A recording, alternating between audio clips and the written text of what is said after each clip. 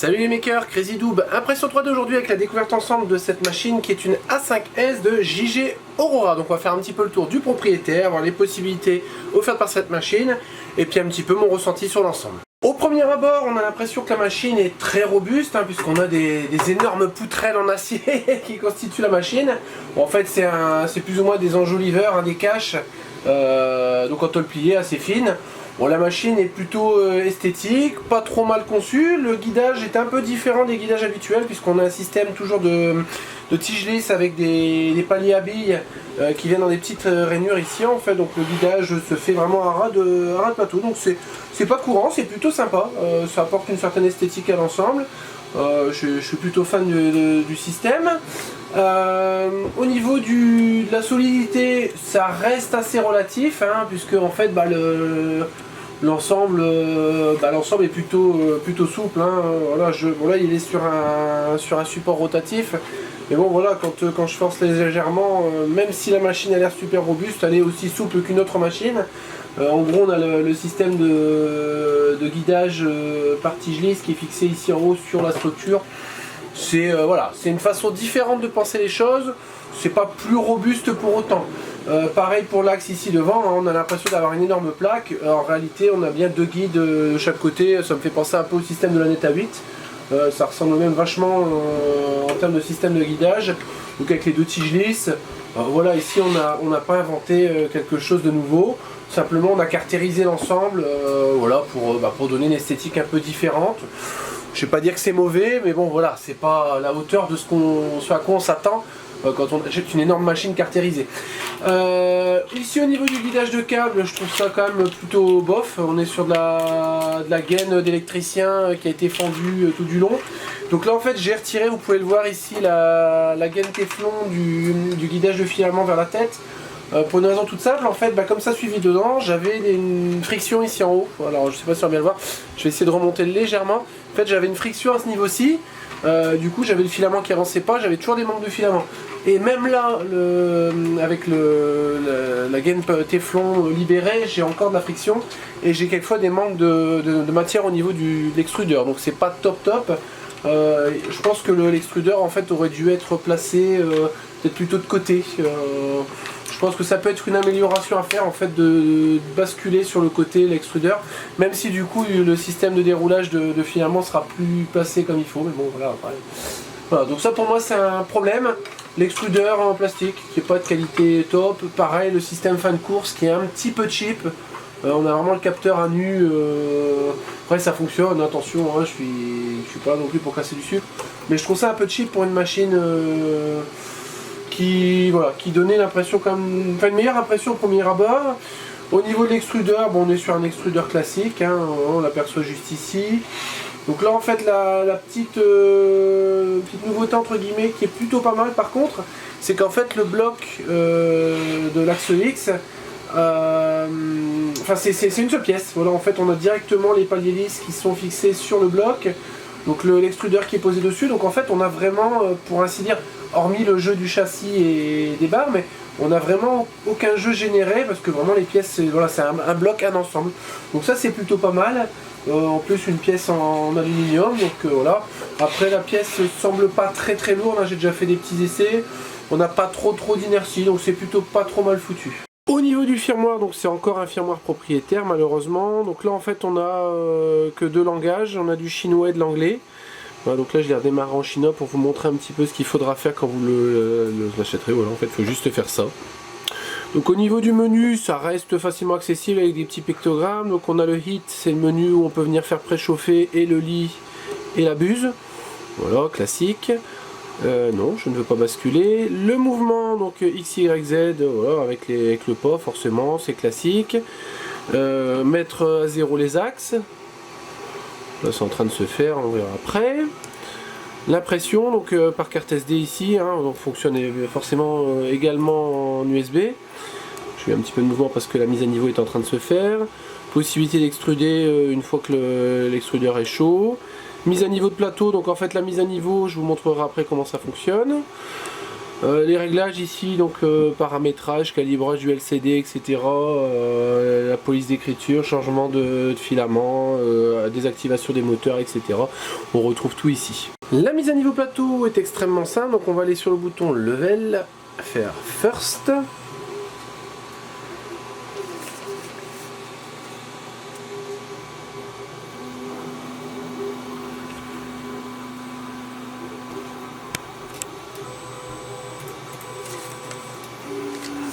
On va venir placer la petite feuille qui va bien entre deux. Voilà, et on va venir régler du coup notre petite molette. Votre machine ne sera pas sur un plateau tournant, ce sera un peu moins pratique.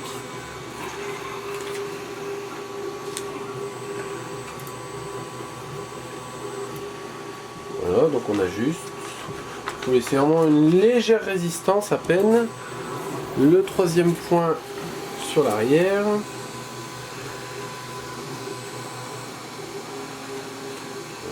Voilà.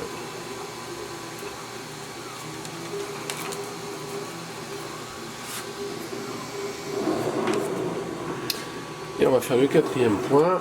Qu'est-ce que c'est pratique un plateau tournant.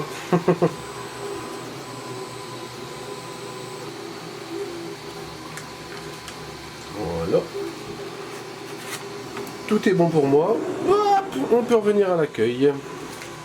Du coup, on peut vérifier le poids central. Logiquement, doit être bon. Voilà, on a une légère résistance, donc c'est très bien. Le plateau chauffant ainsi que l'extrudeur sont en 24 volts, donc pour une chauffe relativement rapide, même si ça reste beaucoup plus long que ma Sidewinder X1.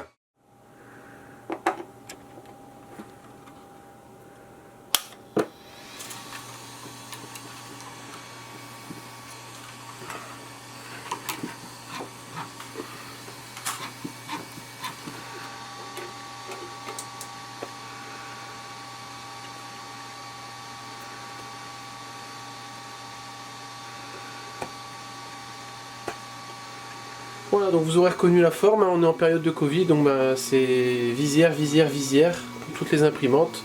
Et la JG Aurora n'y démord pas. Nous sommes à peu près à 30% d'impression de nos visières. Donc on voit qu'il n'y a pas eu de décollement.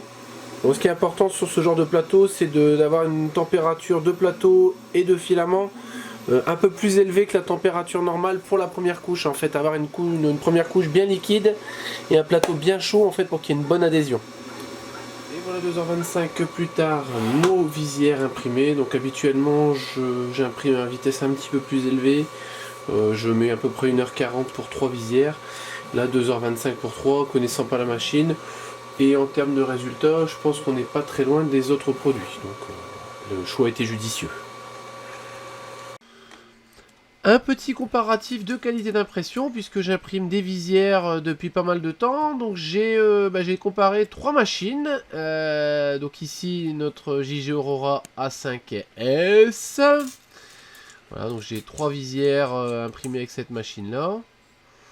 Donc la qualité est plutôt pas mauvaise, même si j'ai un peu de stringing, mais bon, ça a l'air assez confort, même si c'est pas parfaitement net. Ouais, bon, il y a quelques petites finitions quand même à prévoir. Savoir que j'ai pris des paramètres optimisés.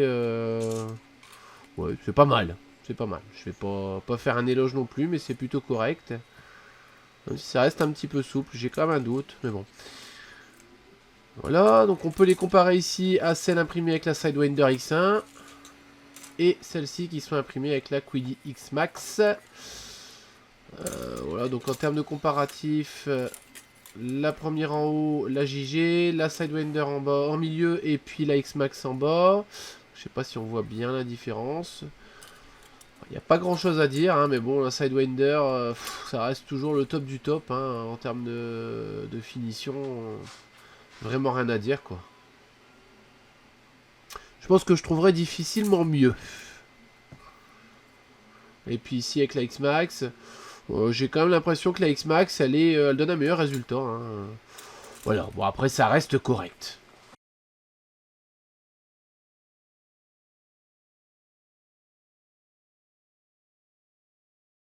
Et c'est là que ça se gâte. Donc l'imprimante m'a été livrée en panne. Voilà, donc le firmware du petit écran était défectueux. Voilà, on me demandait d'insérer une carte SD pour flasher le firmware.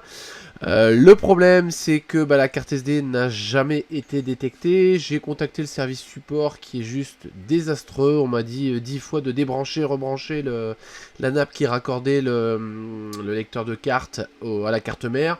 Ça n'a bien sûr pas fonctionné, donc j'ai dû remplacer à mes frais l'écran en fait, l'écran TFT, pour pouvoir du coup flasher le firmware tout simplement via la carte SD là, cette fois-ci qui fonctionnait.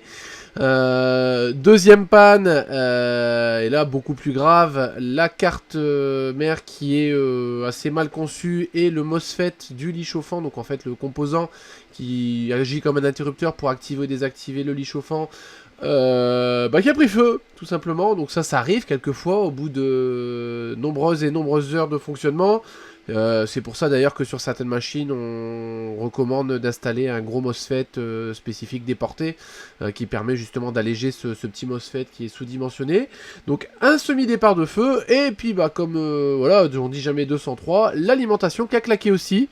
Donc attention, hein, c'est pas arrivé au bout de 250 heures d'impression, non au bout d'à peu près 9 heures je vais dire, hein, puisque la machine a imprimé en gros 3 fois 3 visières, plus quelques visières supplémentaires après, donc voilà, comme je disais, hein, le début du test passait plutôt bien, mais la fin beaucoup moins. Voilà, si vous avez des questions, des commentaires, n'hésitez pas à les laisser juste en dessous de la vidéo, likez, partagez, parlez de nous autour de vous, et je vous dis à bientôt pour de nouvelles vidéos.